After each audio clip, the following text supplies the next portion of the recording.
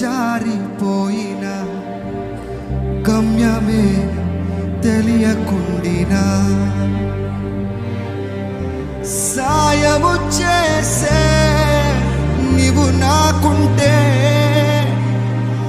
సాయము చేసే నీవు నాకుంటే చాలు యేసయ్యా, చాలు యేసయ్యా.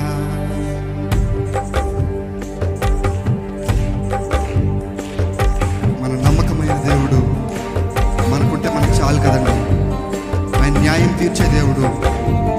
నువ్వు ఏ స్థితిలో ఉన్నా, ఏ పరిస్థితిలో ఉన్నా సరే మనల్ని ఆదరించి మన చేతులు తీసి ఆయన మన ప్రతి అవసరం తీరుస్తున్నాడు కదా.